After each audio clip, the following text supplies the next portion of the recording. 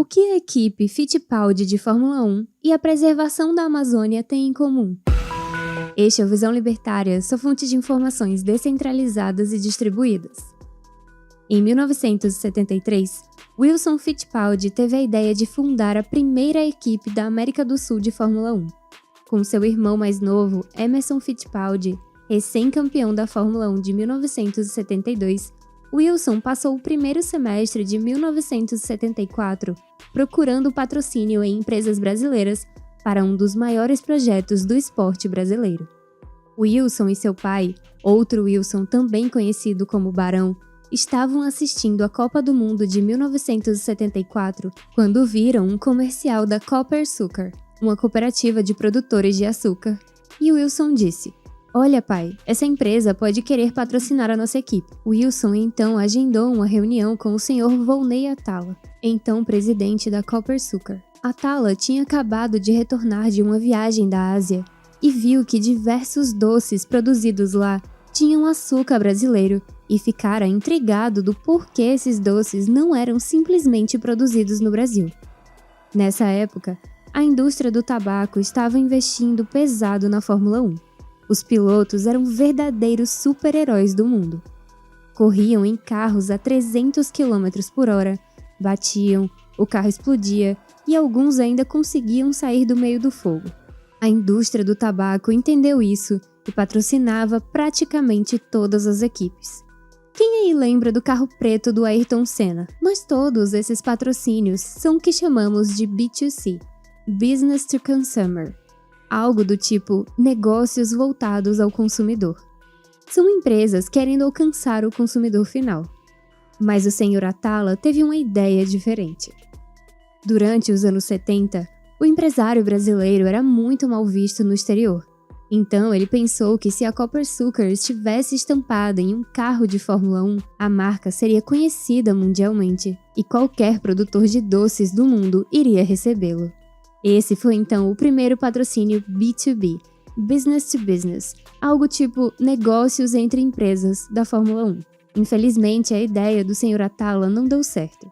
Mas e por que isso não aconteceu? Bem, como explica o professor Paulo Vicente da FDC, o Sr. Atala estava 50 anos à frente de seu tempo. Segundo a teoria do professor, o desenvolvimento territorial se divide em 3 fases: faroeste, agronegócio e agroindústria. No faroeste, a terra ainda é selvagem e as pessoas se mudam na cara e na coragem. É o caso que conhecemos no vídeo aqui do canal, a colonização da Amazônia. Somos destemidos pioneiros. O link está aqui na descrição.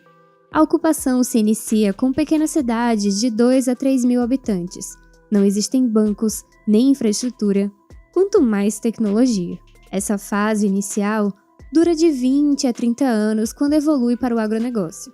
As cidades crescem e chegam a 40 mil habitantes, com bancos, escolas, estradas e toda uma infraestrutura básica.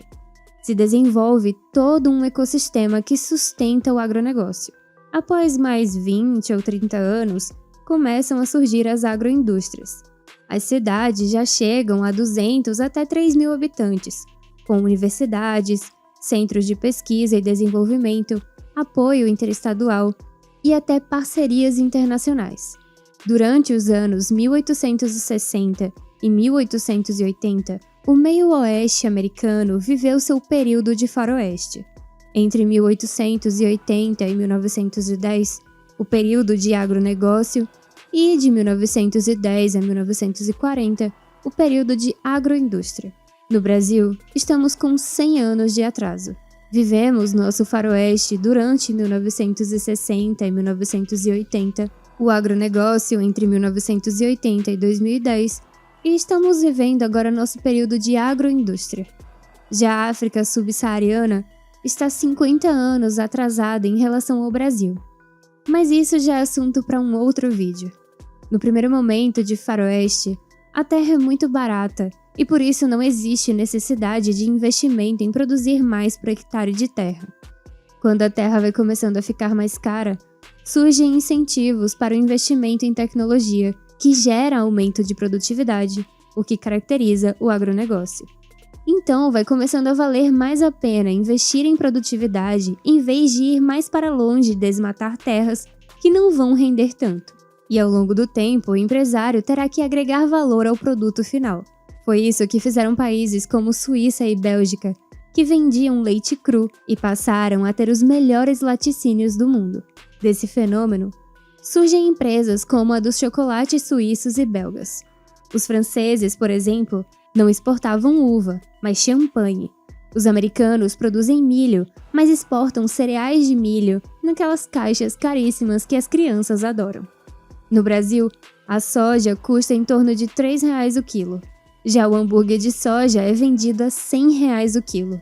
Ou seja, a transformação do agronegócio em agroindústria será capaz de agregar valor aos produtos brasileiros em até 30 vezes.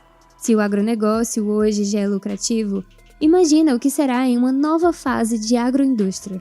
Mas o processo descrito não leva em consideração as amarras que o Estado impõe sobre o produtor. A depender do nível de burocracia e impostos, pode ser que a atividade de agroindústria seja simplesmente inviável no Brasil. Recentemente, brasileiros têm exportado a tecnologia de produção de etanol para empresas nos Estados Unidos e, nesse ano de 2022, para a Índia.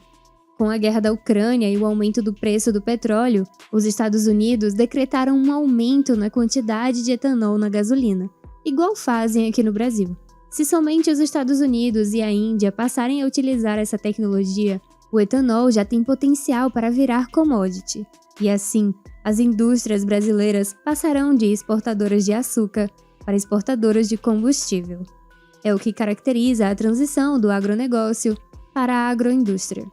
Ou seja, o Sr. Atala estava tentando fazer na década de 1970 o que estamos começando a fazer agora, na década de 2020.